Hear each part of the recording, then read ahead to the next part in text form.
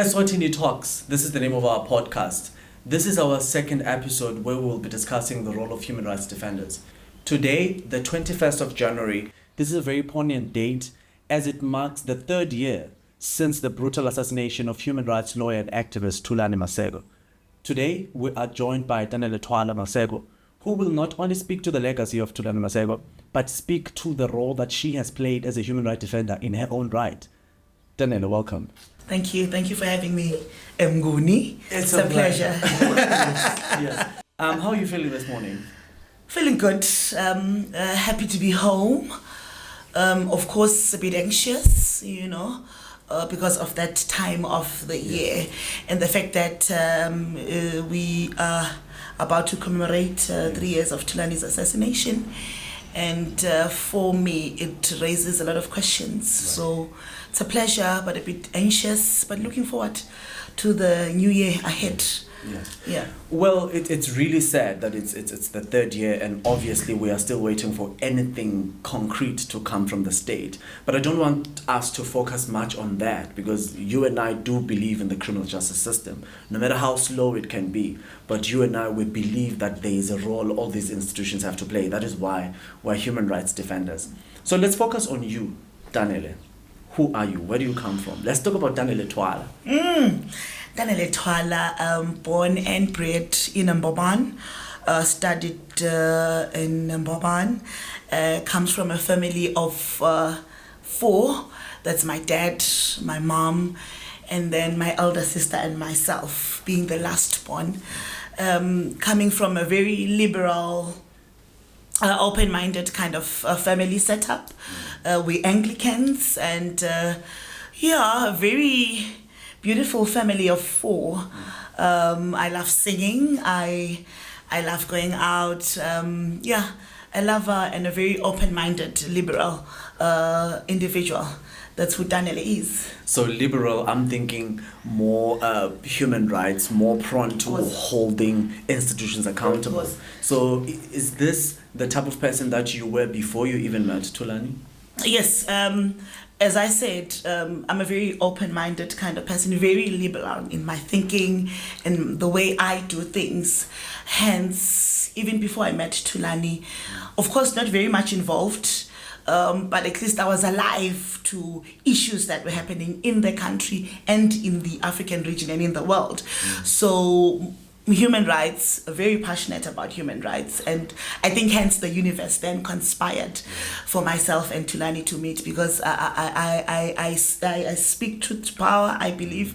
So I remember the first time I met you, we were at Thulani's offices. As you will remember, Thulani represented Eswatini sexual and gender minorities, so I often went to his offices.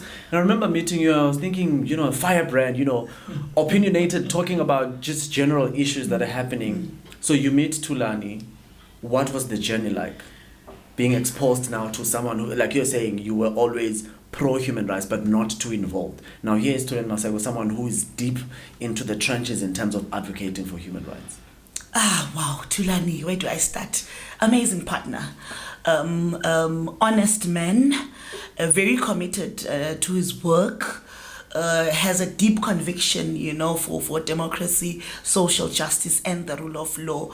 I think what made me even fall in love with him more was his commitment to the justice system, commitment to free societies, and the love and the passion when he was doing his work, and the fact that he was rooted in the people. As you know, Thulani comes from Galuhlego, the Punya area, where we've seen a lot of industrial action, the way in which workers, are being treated. There's evictions. Yes. So his commitment to the human rights discourse for me made me love him even more. So this is an amazing man, a man who is not afraid to speak his mind, a man who was not afraid to use the law as a tool, for democracy. As you would know, Swaziland is a closed kind of civic space. So he envisioned, a free, open Swaziland where everyone was able to have a say in any issue So I loved Thulani dearly. He was an amazing dad as well, committed to family, committed equally to the Maseko people of Galuhlego. Yeah. A family man who really did love his people. I mean, I'm testament to that because of the work that we did together. I mean, we still have cases to this day that we are continuing, which is a legacy of what he had been doing. And speaking of legacy, you are now heading the Thulani Maseko Foundation. What has that been like? It has been emotionally painful and draining because of the fact that this is a legacy foundation, as you are aware, Melusi. This foundation is carrying on Thulani's aspirations, his dreams, what his ideals, what he stood for, and for me, what he eventually was killed for. As you would know, Thulani was a believer in democracy. I mean, part of the core objectives of the Thulani Maseko Foundation is for us to really interrogate the question of the kind of democracy we want for Swaziland, but the kind of democracy we want in Africa, because many a times it's said the democracy we see comes from the West. Yes. But really, as Africans, we have our own way of doing things. So within the foundation, we look into engaging traditional structures, traditional leaders in the question of the kind of African democracy that we want. That's number one. But within the Thulani Maseko Foundation, we also have interest in public litigation, human rights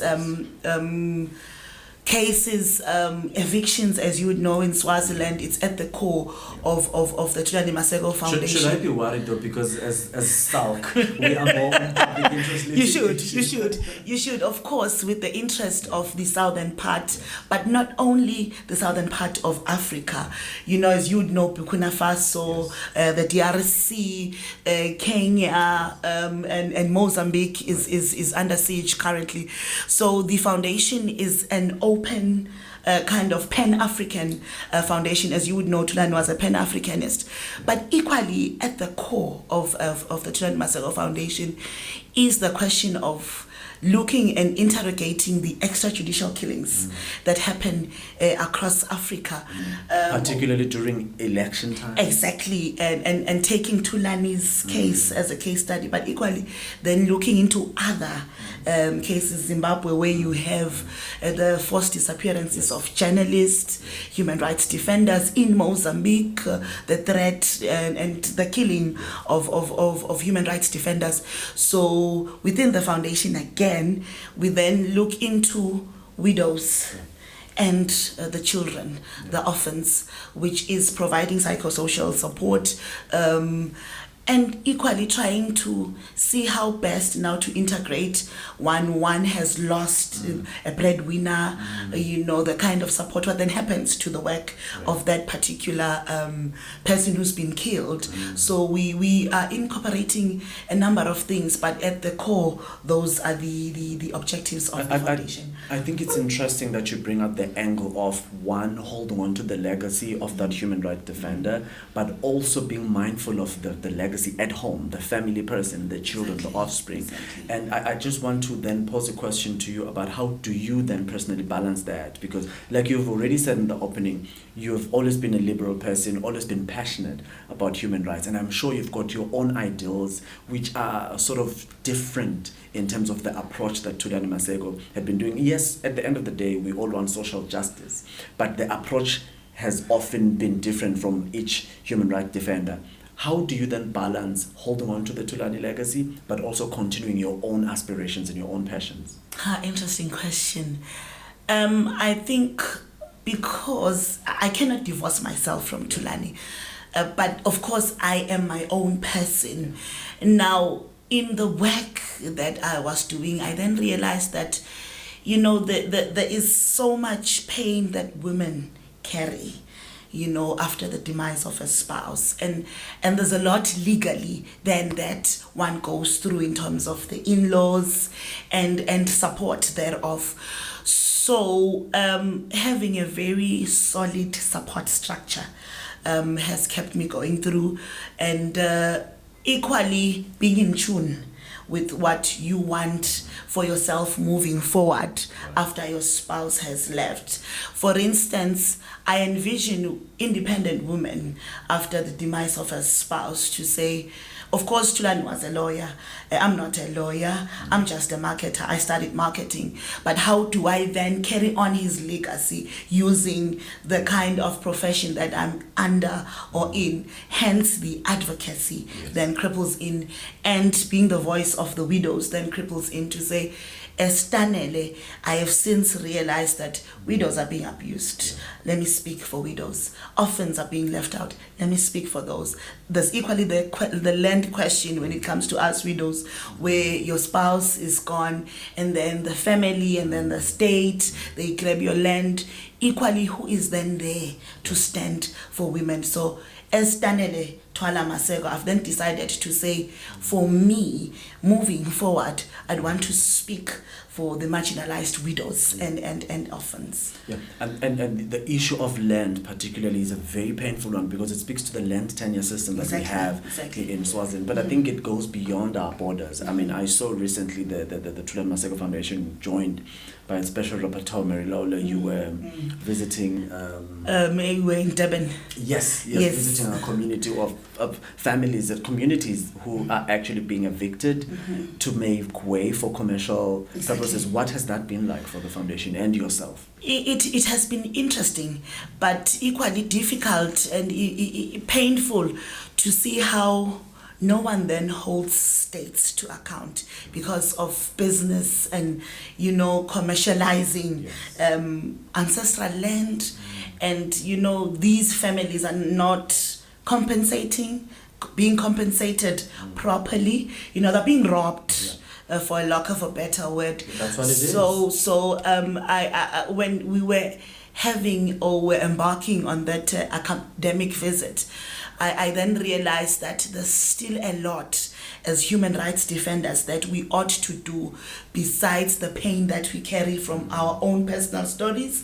The other issues, the land question, the evictions, women left stranded without land, the elderly, because what we saw in Durban was the fact that, there's a lot of dishonesty when it comes to the South African government and the communities.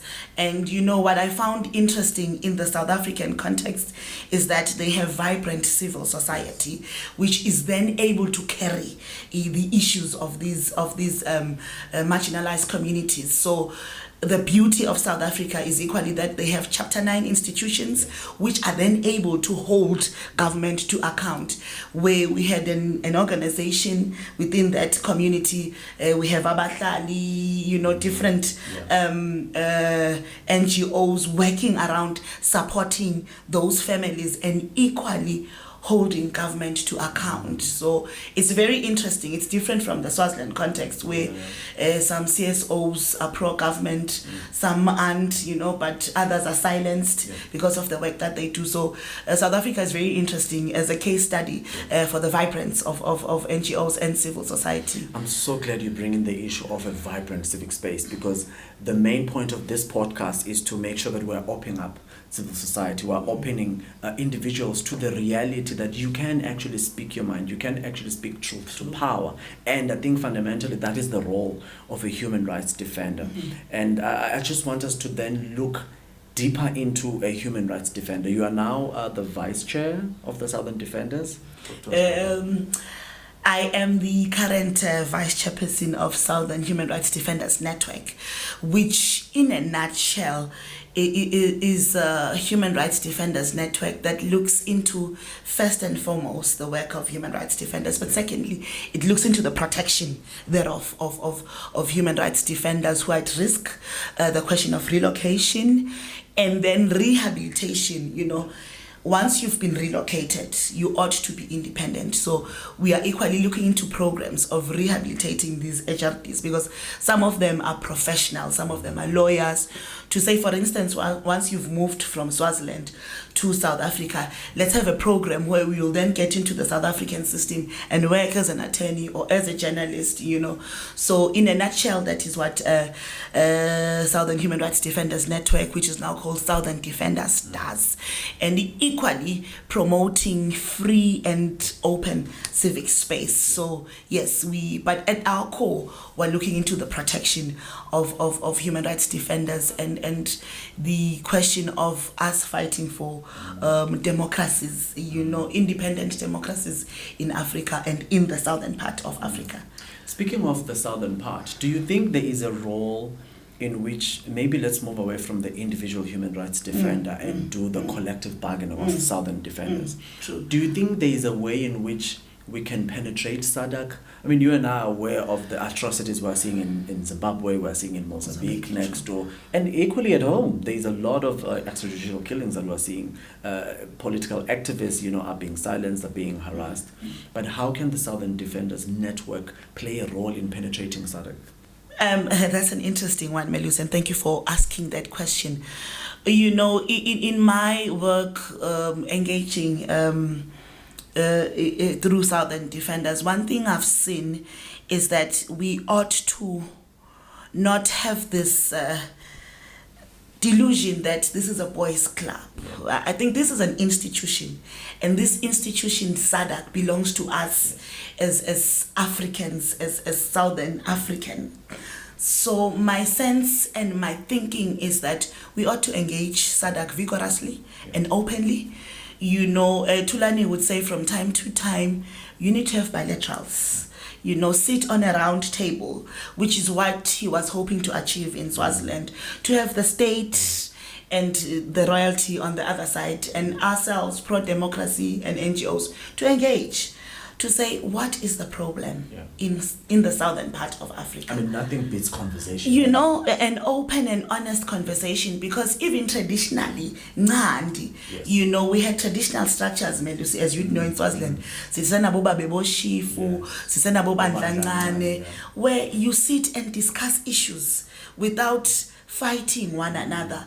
But for us, sitting on a round table, engaging SADC to say, of course, there's a question of the elections in Mozambique. What is your role as SADC? Civil society actors in the region ought to put a communique to say we're concerned that SADC is mum and not saying something. You know, the collaboration and the solidarity, you know, within civil society actors to engage SADC, I think that is lacking, number one, which I think as Southern Human Rights Defenders Network, we ought to carry other institutions, incubate them to say, let's maybe have a dialogue with SADC to say, how can we assist? We have grievances here and here. Mozambique is burning. Swaziland is in crisis. South Africa equally, because there are issues even there.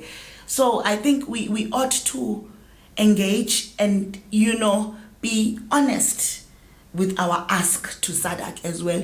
And equally, SADC ought to open up, you know, not be close to states, but open up, you know, open up to institutions and, you know, be transparent in the way that they do things. I think because transparency is the core of any institution. So I think as Southern Human Rights Defenders Network, we would love to incubate other institutions and organizations for us to really knock onto the doors of SADC for us to engage in issues.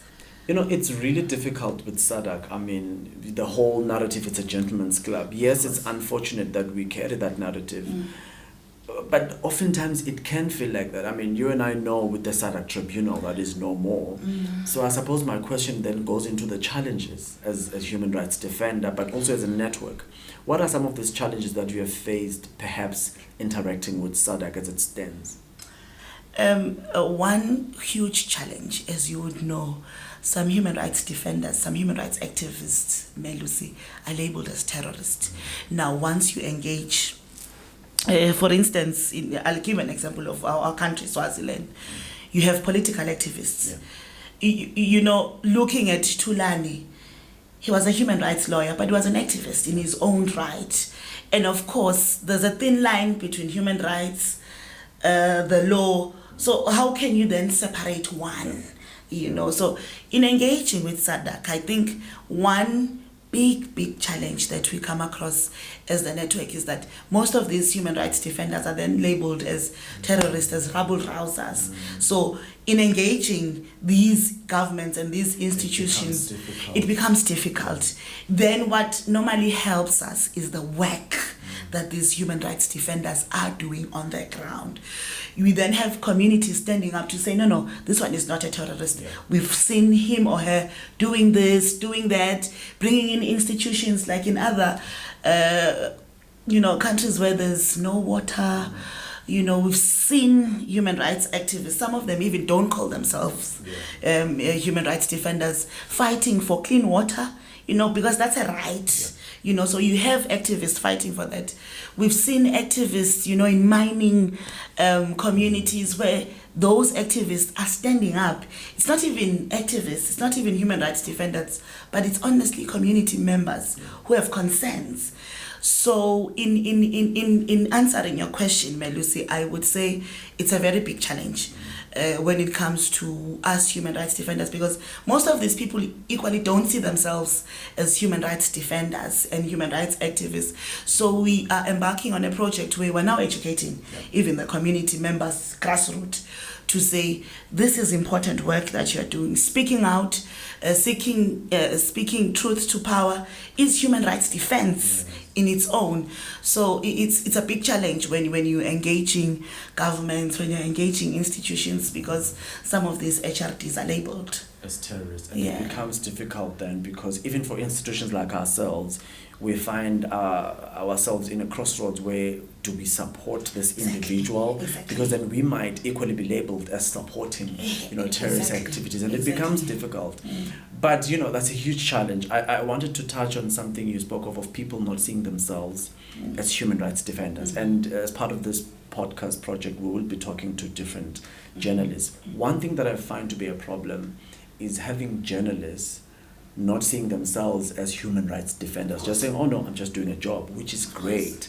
But it poses a problem when now they're in trouble and we are trying to support them, and the only approach could be to say, no, this journalist is a human rights defender and therefore is protected. So how do you think we can salvage that? Because I don't think it's only with journalists. I think also with political activists, with maybe child rights activists, women's rights activists. I can think of a myriad of issues, including disability issues, including LGBTQ issues. This divide, which at the end of the day is about social justice. Exactly. How do you then deal with bringing them into the fold to say, look, at the end of the day, we are human rights defenders, but some people are saying, no, ours is different, yours is too controversial.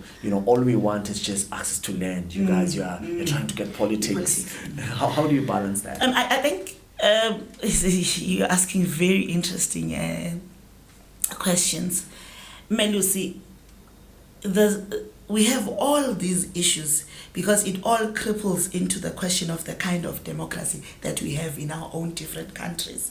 To say, if we had working democracies, we wouldn't have these issues. So what we have done within the Tanele Maseko Foundation and within Southern Defenders is to bring everyone into one room. Because at the end of the day, we're all defending specific rights, but all of these are human rights in a nutshell. So what we've done as the network is we normally have what we call our summit, which we have every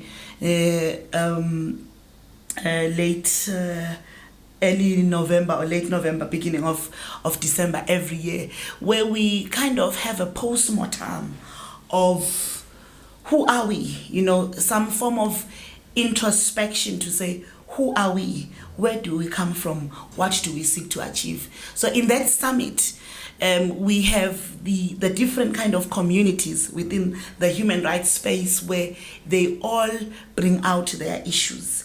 And then at the end of the summit, we then normally have what we call, it's not resolution taking, but to say what are our key takeouts from the summit, which is where then we get the core issues into what's critical, what's burning, how then do we support these different political activists, different human rights defenders? So it's about finding something that intersects. Exactly. So within the network, that's what we're trying to do now, to say, in as much as we have land rights activists, we have political activists, how do we bring them all together and them trying to work with each other in their different areas, of interest?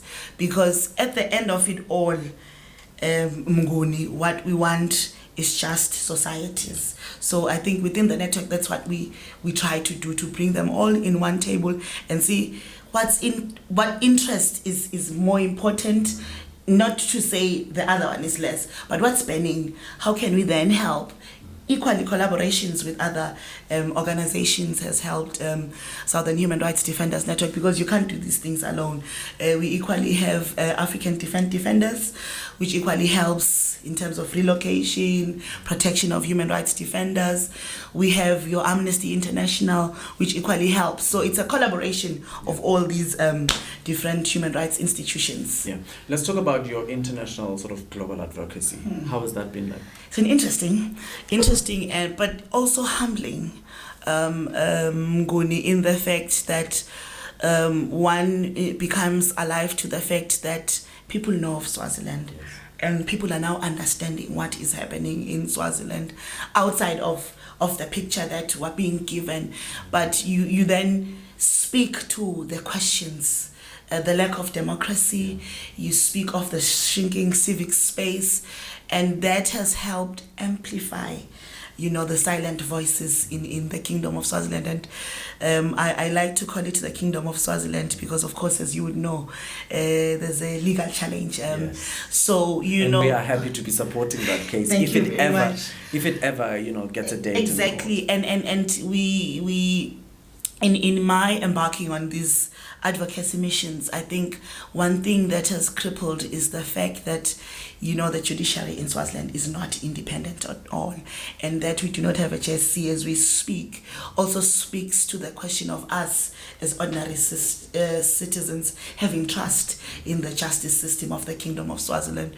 So the advocacy is very important because it amplifies the voices of the marginalized in the kingdom, and it equally then opens up opportunities for different actors like your journalists to say, if there's a journalist at risk, whilst in these missions, then you find that there's organizations working with journalists that then say, bring in that journalist, we can help. As you travel, those victims of the 2021 massacre, we've moved globally and we get support for them. You have individuals saying, maybe I can buy this for a year, I can support with medical supplies, and then you have institutions coming in to say, we can help in terms of legal support. We've seen advocates for change in South Africa. We've seen the South African Bar Association openly coming to say they can equally help lawyers in Swaziland. So it opens up opportunities as well. And of course, we've seen other universities saying, when you have student activists in exile, you can bring them. We have the Center for Human Rights, University of Pretoria, who have opened up their doors to say we can assist with programs to help rehabilitate these activists, put them back onto their feet, capacitation, So the advocacy for me hasn't been about Tanele, the individual, and the Thulani Maseko question, but it has opened up opportunities for other activists and other sources as well. And it speaks to your credence and credibility as a human rights defender. And it sounds to me like you are saying, this international advocacy is very beneficial for our communities. Mm-hmm. Do you think our multilateral institutions, the African Union, the UN, we've already spoken about SADC, do you think there is still something left for us as human rights defenders in Swaziland, in Zimbabwe, in Mozambique, in South Africa? There is still something left for us to do with those institutions? Yes, there's a lot. I think one thing that I have found lacking to us human rights defenders is the fact that we do not interrogate these institutions to say, as a human rights defender, who do I engage? So I've been in a mission to Geneva where I found the UN to be open. But I think it's the relationships as well that we create with certain individuals within the institution, because it doesn't mean if one person has left this department, the issue has died down. We ought to build relationships within these institutions so that whatever mandate they have, we're able to hold them to account to that. For instance, I met the working group into forced disappearances. I met the special rapporteur looking into extrajudicial killings. And what I found interesting out of that meeting, Melusi, was that the special rapporteur was willing to actually hold a workshop where we can bring in victims, bring in lawyers to say, if there's something that has happened, for instance, an atrocity, a murder, how do you gather evidence as the victim? How do you communicate, information to your lawyer? So there are a lot of things that as we need to educate ourselves, I think, to say, yes, here is the UN, this big institution. What do I want to get from the UN and how do I go about? So they have open websites and they're very open. Of course, their line of reporting takes time and everything takes time. But I think we need to do our work thoroughly in really getting into those systems. Like you're speaking of the African Union. I mean, the African Union has commissioners, Remember, we always go to Banjul, the Gambia, where we meet the African Commission into Human and People's Rights. We can equally use those institutions for us to get into the African Union, because those commissioners, some of them equally sit in the AU. For us to just draft a communique to say, we are human rights defenders from Swaziland. This is our communique. We are human rights defenders from Zimbabwe. I mean, I think what's also lacking, Melus, is that we do not collaborate as human rights defenders. Because if we would unite in one voice to say, human rights defenders are in a dire situation in Mozambique, how do we, human rights activists in Swaziland, assist them? How do we amplify, their grievances in SADC, in the AU? The solidarity. Solidarity, I think, the question of Ubuntu, equally then cripples in to say, injury to one is an injury to all. Let's carry that form of solidarity. So I think as human rights defenders, let's really self-introspect to say, who are we doing this for? Is it about us or about the communities that we come from? Let's bring it back home. It's difficult for me to speak about issues in Swaziland, Eswatini. It's a big debate. For anyone who wants to know, there's a case around Swaziland versus Eswatini, which is pending in the High Court. But that's a story for another day. We've spoken about how we can hold our institutions, our states, our mandate holders accountable at various levels, from SADC to AU to UN. On our first episode, we spoke to the Human Rights Commission, and it spoke at length about all of the available avenues. But do you think there is more that the state or us as human rights defenders could be doing to utilize these institutions? Because it seems to me, at least, we do have, say, your South African version of Chapter 9 institutions in Swaziland in the form of the Human Rights Commission, but perhaps, in terms of it being readily available in communities, in terms of it being visible enough for people to know about it, which one do you think it is in terms of us utilizing our own institutions? Yes, it can be difficult. Yes, there's issues of credibility. But do you think there's something as human rights defenders we could be doing better? There's something the state apparatus could be doing better to make these resources and institutions available for us? When it comes to Swaziland, I'm actually at pains. At pains because as a Swazi, these institutions, I honestly feel, have failed Swazis in terms of carrying out their mandate. I'll give you an example. I know the 2021 massacre victims is a very controversial one, but we ought to speak about it. There's because these are report from the Swazis. Human Rights Commission as well. Exactly. With those recommendations from the Human Rights Commission carried out by the state, they were not. As far as I am concerned, for lack of a better word, I see the Human Rights Commission as a toothless dog, because the justice system on its own in the country, for me, is wanting. And I'll use the Thulani Maseko case as one case. I mean, Thulani was assassinated on the 21st of January 2022. We're going to 2025. There hasn't been a report.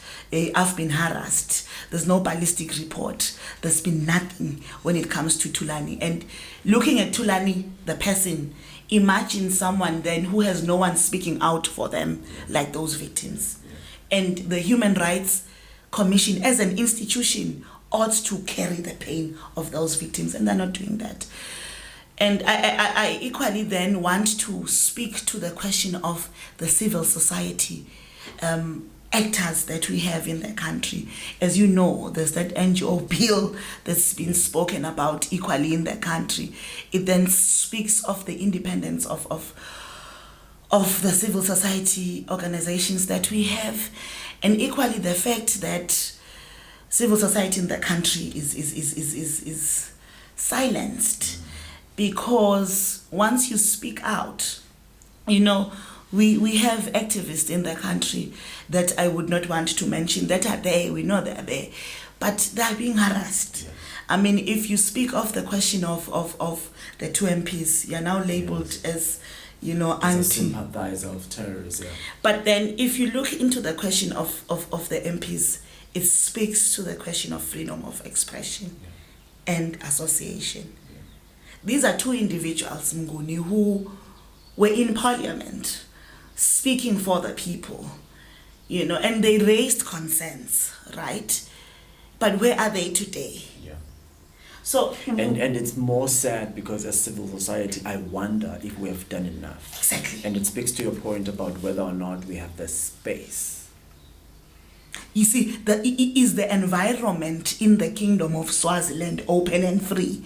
Yeah. You know, for such conversations? Because the Human Rights Commission, for me, it ought to protect human rights defenders, to say these are citizens, they have a right. You know, the Human Rights Commission ought to say we have a constitution, we have rights enshrined in that constitution. But is that constitution even working for the ordinary citizen? I think it's a very broad, you know, issue that we need to interrogate, because as human rights defenders, we find it difficult in the country, you know, to work, to have open conversation, debates, Mnguni, because then it will be seen as a political rally. I should hope this podcast offers that platform for those type of debates. It should. So I think in you trying to, you know, work around the Swaziland context, it's a very closed context. You know that. To be fair to the Human Rights Commission, I think I will remember again when Thulani Maseko was supporting the ESGM case. We went to the Human Rights Commission. They did a report, you know, recommendation, and to your point about being a machinery that's just there but not working, it goes back to the state about whether or not they take it serious. Exactly. But let's now talk to that individual activist who is feeling demoralized. Let's talk to that NGO, that small NGO, which is feeling like, I mean, what can we do? I mean, your experience is testament to the fact that you can keep on keeping on. You know, the Brits always say, keep calm and carry on. Can you talk to us about how do we motivate these activists? Because the civic space depends on us. We have to take it. No one is going to offer it to us. 20 years of our constitution this year, 2025, we're celebrating 20 years of our constitution. It's up to us as citizens. I think mine would be to say, Mnguni, that as activists, as civil society actors, from our pain, I think we should get our power. I think that's my stance. From my pain, that is where I got the spark for me to stand and fight. So, of course, there'll be challenges. Of course, there'll be pushback. But what is your driving force? For me, my driving force is the Swaziland I envision, the Swaziland that I want for my children, my grandchildren. So, Thulani's killing for me was a spark. Equally, Thulani's arrest was a spark to say there's a problem within the system of governance in the kingdom. So my parting shot and my word of encouragement would be for us, from our pain, to gain our power. and for us to really push forward, no matter the consequences. It's never easy. Nelson Mandela always said, it may seem impossible until it is done. So for us is to push and to hold each other. I think what's equally lacking within the Swaziland contest is the question of unity. Unity in purpose. Of course, we may disagree in strategy, but I think in what we seek to achieve, we ought, our fundamental core objectives, I think we ought to unify and fight forward. So for me, I honestly feel we're not doing enough as activists in the country. I think we wallow too much in misery, and we are hoping that a messiah somewhere will come and rescue us. SADC is that messiah. SADC won't. We need to go back grassroots into our communities and say, enough is enough. We ought to have better medical supply. That is our human right.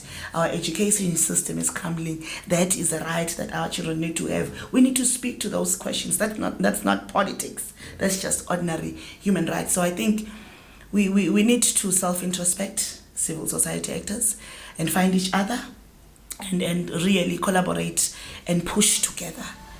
From pain, find your power. Yes. This has been the second episode of our Eswatini Talks with Tanele Maseko. I'm so glad we have had this conversation, and this episode is being released on the 21st of January, 3 years since the brutal assassination of Thulani Maseko. The Southern Africa Litigation Center continues to call for an independent investigation into the killing, and we call for the international community to mount pressure to the state to ensure that the assailants are brought to book. This is Melusi Smelane, and this is Eswatini Talks.